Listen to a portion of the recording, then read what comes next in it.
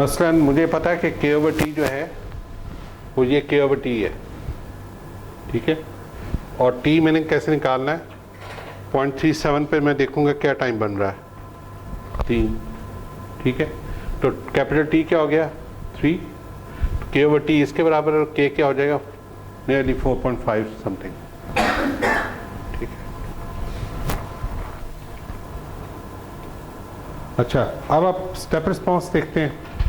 तो step response के लिए इनपुट को हमने क्या ले लिया, हमने 1/s ले लिया, ठीक है, यूनिट स्टेप ले रहे हैं हम। और उसके बाद ये अब हम ट्रांसफर फंक्शन से मल्टीप्लाई करेंगे, तो we get something like this. ये देखें, अब ये ट्रांसफर फंक्शन था, उसको 1/s से मल्टीप्लाई कर दिया हमने, ठीक है। ये अब मेरे पास आउटपुट आ गई। अब इसका इन्वर्स कैसे लेंगे, तो इन्वर्स से क्लास लेने के लिए आपको इसका वो करना पड़ेगा, पार्शियल फ्रैक्शन लेनी पड़ेगी। ले सकते हैं पार्शियल फ्रैक्शंस,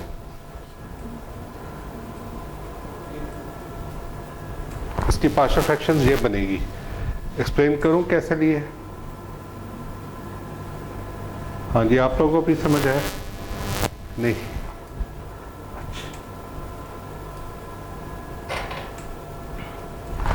अच्छा मैं भी समझा देता हूँ, लेकिन ये पॉइंट समझ लें कि बेसिकली देखें, जो इसकी आउटपुट थी हमारी, जब इम्पल्स थी तो हमारी ये आउटपुट थी ना, जो इम्पल्स रिस्पॉन्स होता है वो एक तरह के सिस्टम का अपना रिस्पॉन्स होता है, तो ये एक तरह से नेचुरल रिस्पॉन्स है, और ये नया एक कंपोनेंट ऐड हुआ है, और ये ऐड हुआ है बिकॉज ऑफ इनपुट, ठीक है। तो इसको हम फोर्स्ड रिस्पॉन्स कहेंगे, और ये हमारा नेचुरल रिस्पॉन्स होगा।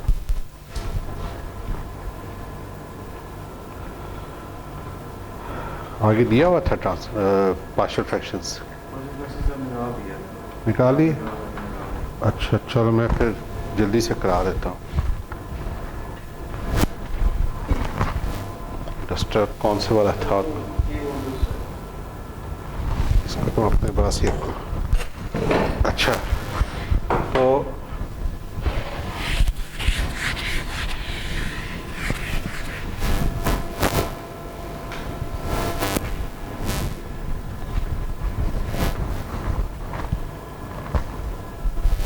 जो हमने ट्रांसफर फंक्शन बनाना है, जिसका पार्शियल फ्रैक्शन बनानी है, वो ये है, ठीक है, k/s इंटू Ts+1, ठीक है। इसको अब आप दो फैक्टर्स बन गए, ये वाला और ये वाला, तो आप इसको ज्यूम कर लें a/s प्लस p/Ts+1, ठीक है। अच्छा, इसके बाद अब लेट्स से कि s को देखना है हमने, यहाँ पे क्या a क्या होना चाहिए, a के लिए मैं इसको मास्क कर लूँगा और देखूँगा कि Ts+1 0 कब होता है, ठीक है। तो Ts+1 0 कब होगा वो हम देख लेंगे, तो that will be s is equal to -1/t, ठीक है। तो यहाँ पे आप s की जगह माइनस यहाँ पे पुट करेंगे, वहीं s के साथ मल्टीप्लाई करके s की जगह करेंगे, एलसीएम ले लेते हैं, या लेफ्ट हैंड साइड पे s से मल्टीप्लाई करके उसके साथ, वो तो फिर बहुत लंबा वही वाला प्रोसेस हो गया। मैं शॉर्टकट लगाना चाह रहा था, शॉर्टकट फिर नहीं हो रहा। तो लेफ्ट हैंड साइड में s मल्टीप्लाई करके s is equal to -1/t अच्छा, सॉरी, ठीक है। s को हमने बेसिकली 0 पुट करना है, s खत्म कर देंगे, s को 0 पुट करना और मास्क करना है, ये गलत किया मैंने। तो Ts+1 के अंदर T0+1 will be equal to simply 1, तो ये k/1 हो जाएगा ना, ठीक है, k divided by 1 will be k, तो मेरा a जो है वो k हो जाएगा, ठीक है। और b के लिए मुझे क्या करना है, इसको बेसिकली अब t को मैंने s को मैंने -1/t लेना है, ठीक है।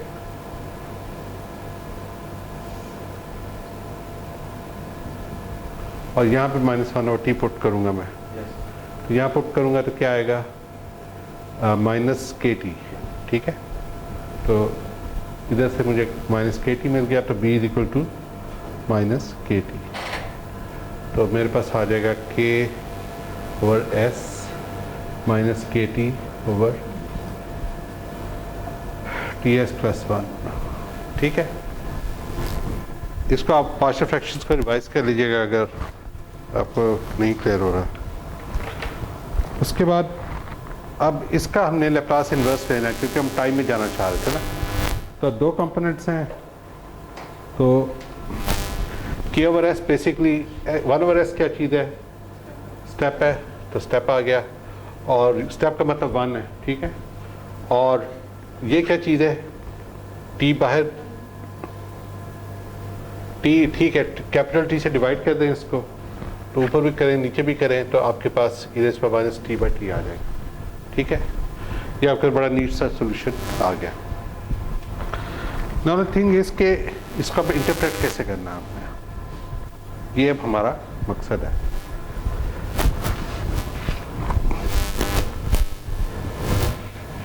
ये तो आपको समझ आ गया ना, क्योंकि इससे हम शुरू करेंगे अब। ठीक है, इसको जरा गौर से देखें। अगर हम सेकंड टर्म देखें तो प्रीटी मच यही है, क्या ख्याल है, सिर्फ t नहीं है ना, क्या डिवाइडेड बाय t नहीं है, बाकी वही है ना। तो मैं क्या करता हूँ कि मैं इसको आपको बताने समझाने के लिए इसको सिर्फ k कर देता हूँ। ठीक है, अच्छा लेट्स से कि मेरे पास ये वाला जो टर्म है ये k e raise to minus t over t है। ठीक है, नहीं तो ये आगे ये थी, लेकिन वहाँ पे तो माइनस है यहाँ पे, है ना। तो माइनस के लिए क्या करना पड़ेगा मुझे,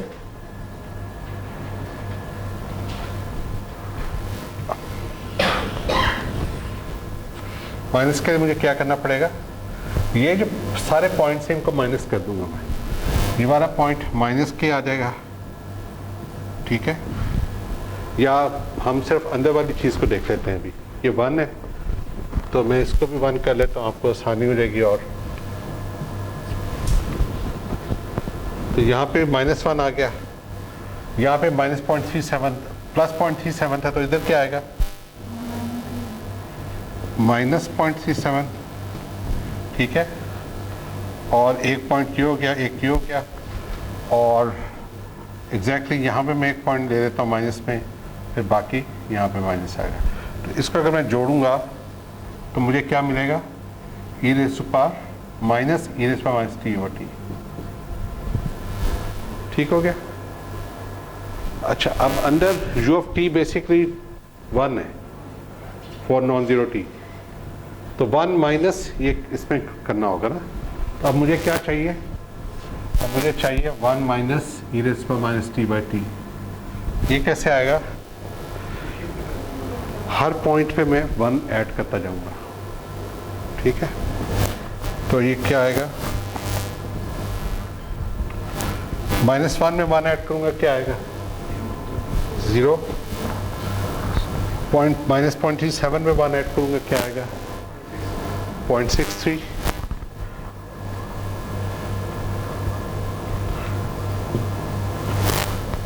एक ये पॉइंट हो गया, इसमें पता नहीं ये क्या था, लेकिन मुझे ये पता है कि ये 0 में 1 ऐड करूंगा तो क्या आएगा 1 आएगा। तो बेसिकली मेरे पास ये एक्सपोनेंशियल आ गया। ये अब डिके कर रहा है, ये राइज कर रहा है, ये राइज कर रहा है, it is a rising exponential. और इसको फिर आप k से मल्टीप्लाई कर देंगे ताकि वो पूरा फंक्शन बन जाए। अब ये बात इसमें इम्पॉर्टेंट है कि ये टाइम कांस्टेंट के ऊपर 63% आता है, और इस चीज़ को जो स्टेडी स्टेट है वो तकरीबन यहाँ पे अगर स्टेडी स्टेट आ रहा है इसको हम कहते हैं फाइनल वैल्यू। तो फाइनल वैल्यू 1 है। ठीक है, फाइनल वैल्यू अगर 1 है तो 1 का ये 63% है। तो राइजिंग एक्सपोनेंशियल में हम ये कहते हैं कि फाइनल वैल्यू का 63% होना चाहिए टाइम कांस्टेंट।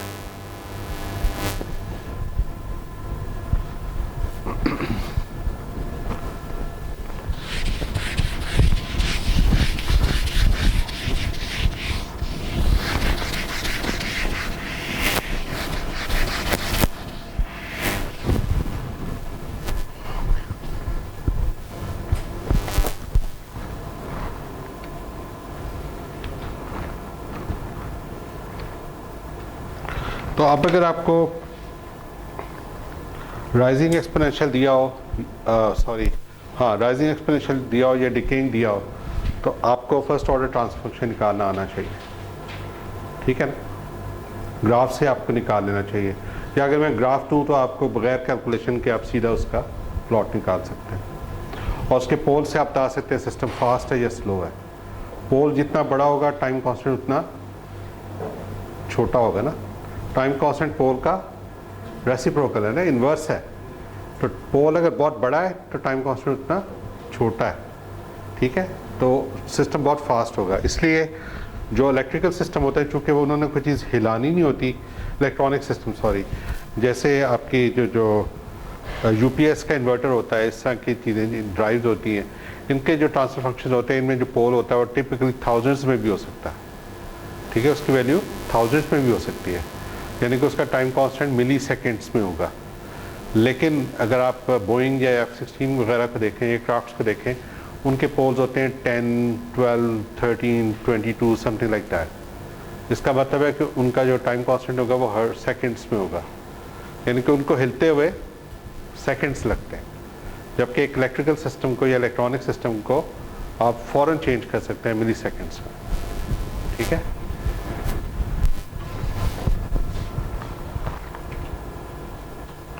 ये अपने पास नोट कर लें कि डीसी गेन जो होता है वो स्टेडी स्टेट आउटपुट का और डिवाइडेड बाय इनपुट से भी आ जाता है, ठीक है। एक तो ट्रांसफर फंक्शन से आप निकाल सकते हैं और स्टेडी स्टेट आउटपुट से भी निकाल सकते हैं। अगर ये स्टेडी स्टेट आउटपुट 10 आ रही थी तो इसको इनपुट से डिवाइड करेंगे तब भी डीसी गेन आ जाएगा, ठीक है। ये एक तरह से डीसी गेन की दूसरी डेफिनेशन है।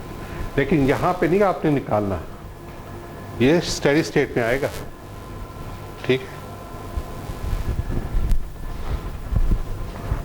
और टाइम कांस्टेंट कैसे निकलेगा?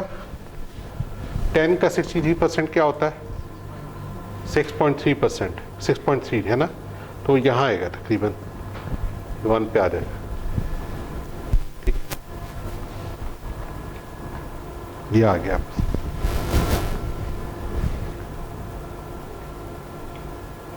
तो ये अब बड़ा अच्छा ग्राफ है कि टाइम कांस्टेंट अगर 1 सेकेंड है तो ये क्विकली राइज कर रहा है। टाइम कांस्टेंट 7 सेकेंड है तो इसको आराम आराम से टाइम लग रहा है अभी, और अभी पता लग रहा है कि इसने भी और ऊपर जाना है, ठीक है। और इन्होंने भी जाना है, इसने भी जाना है, ये तकरीबन पहुंच गया है। लेकिन इसका टाइम कांस्टेंट थोड़ा था, इसका सबसे कम था। टाइम कांस्टेंट जितना कम होगा उतना सिस्टम फास्ट होगा। ये बड़ा अच्छा ग्राफ है, ये आपको बता देता है कि देखें टाइम कांस्टेंट जब t था तो राइजिंग एक्सपोनेंशियल में 63% था, फिर 86% हुआ, फिर 95% हुआ, फिर 98 हुआ, फिर 99 हुआ, ठीक है। तो हम इसीलिए कहते हैं 5t पे कि ये ऑलमोस्ट अब पूरा सेटल हो गया। इसको कहते हैं हम, इसको सेटलिंग डाउन कहते हैं, ये अब सेटल डाउन हो गया आउटपुट। जब वो चेंज ना हो रही हो तो उसको सेटल डाउन होना कहते हैं। इसी तरह डीसी गेन अगर हम बढ़ाते हैं या कम करते हैं तो बेसिकली आप ये देखें सभी एक टाइम पे सेटल हो रहे हैं, है ना, क्योंकि हम डीसी गेन बढ़ा रहे हैं, हम टाउ को नहीं छेड़ रहे, टी को, टाइम कांस्टेंट को नहीं छेड़ रहे। तो सिर्फ इससे ये हो रहा है कि जो सेटलिंग टाइम जो फाइनल वैल्यू है वो चेंज हो रही है। डीसी गेन कम है तो वो कम है, डीसी गेन ज़्यादा तो ज़्यादा है।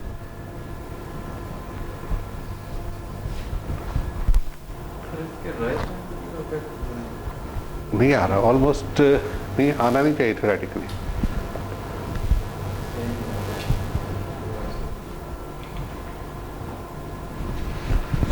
अच्छा, तो अब स्टेप और एक तरफ है स्टेप इनपुट, एक तरफ है इम्पल्स, दोनों का आपस में क्या ताल्लुक है? तो मैं कहता हूँ कि स्टेप रिस्पांस मैंने ये निकाला था, अगर मैं इसको डिफरेंशिएट करूँ तो मेरे पास क्या आया?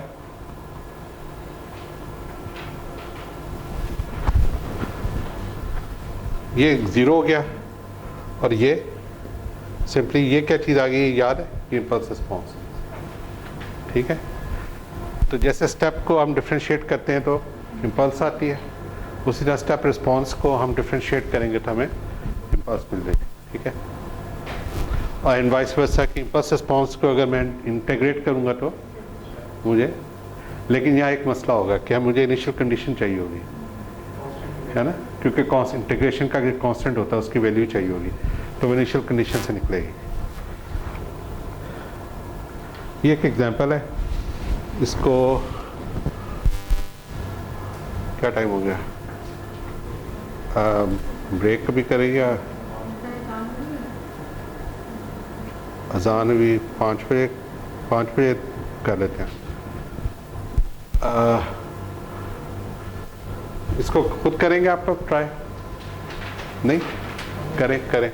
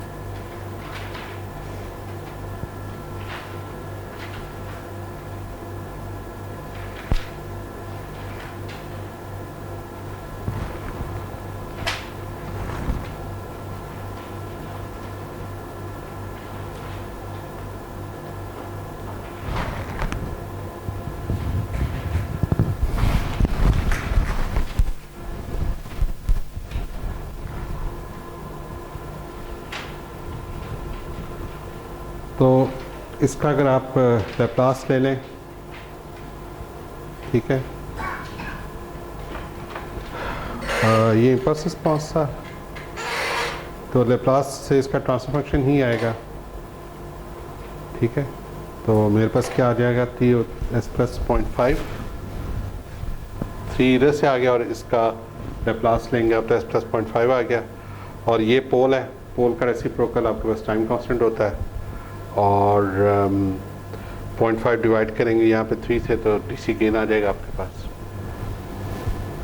नहीं, स्ट्रेट अवे भी आप कर सकते हैं, इसको इस फॉर्म में लेके आए। इसको पहले 3/s प्लस 0.5 है, इसको मैं ऊपर और नीचे 0.5 से डिवाइड कर देता हूँ।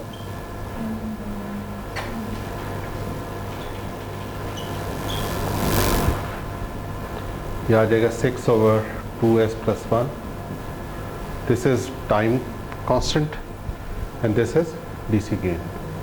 इस फॉर्म में जब आप लिखते थे यहाँ 1 आ जाता है तो फिर आप स्टैंडर्ड फॉर्म में आ गए और यहाँ से टी और के निकल आएंगे।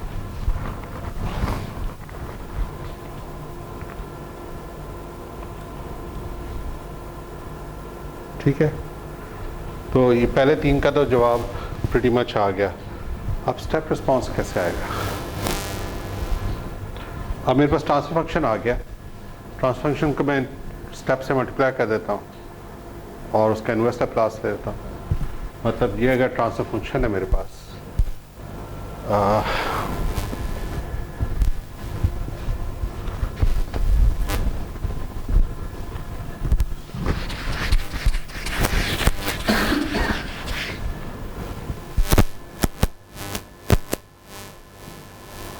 तो इसका अगर मैं स्टेप रिस्पॉन्स लेना है तो सिंपली 1/s से मल्टीप्लाई कर दूँगा, ये स्टेप है।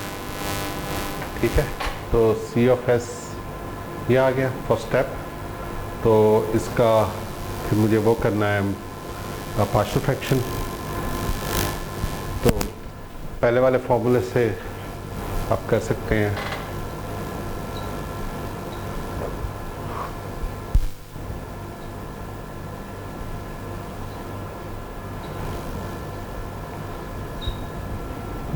इसको 0 पुट करें, 3/0.5 6 हो गया, 6/s प्लस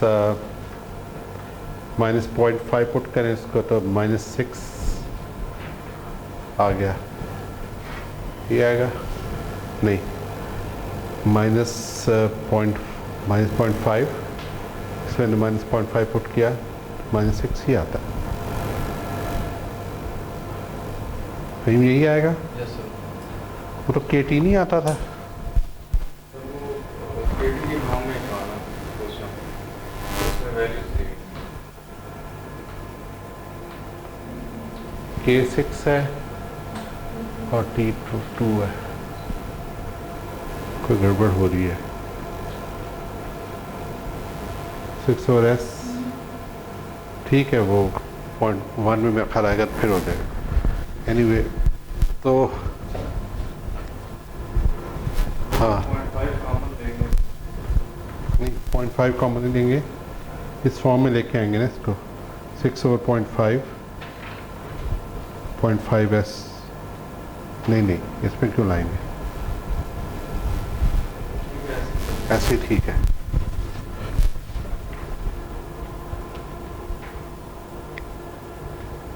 अच्छा, इसने क्या किया कि इसने इंटीग्रेट कर दिया। ठीक है, जो इम्पल्स रिस्पॉन्स था उसको आप इंटीग्रेट कर देंगे तो तभी आपके पास यही आ जाएगा। तो अगर आप इनिशियल कंडीशन 0 ले लें तो C भी आपका सिंपली 6e बल्कि -6 आ जाएगा, +6 सॉरी।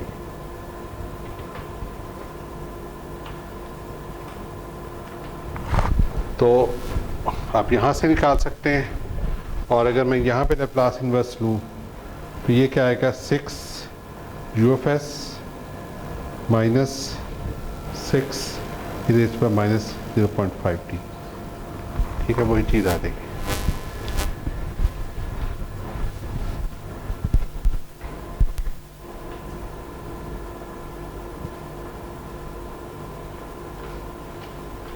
तो मैंने ये वाला मेथड यूज़ किया है। और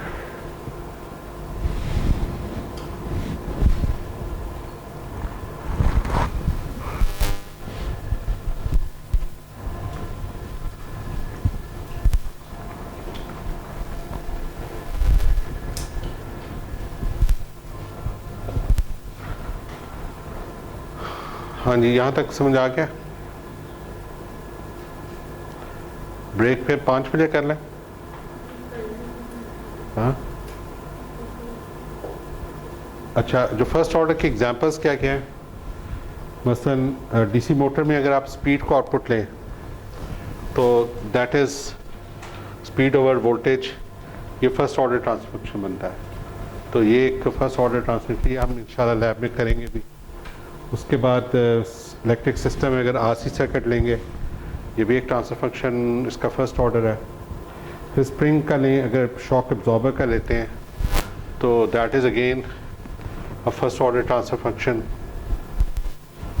और एक क्रूज़ कंट्रोल के लिए कार का लेंगे, वो भी ट्रांसफर फंक्शन स्पीड के साथ अगर आप लेंगे तो ये भी एक ट्रांसफर फंक्शन फर्स्ट ऑर्डर है। अब सेकेंड ऑर्डर का हम करते हैं, ऐसा करते हैं कि आप लोग ब्रेक कर लें और नमाज के बाद फिर बैठते हैं। मतलब आप 5 बजे वापस आ जाएं, नमाज पढ़ लें आप साथ ही।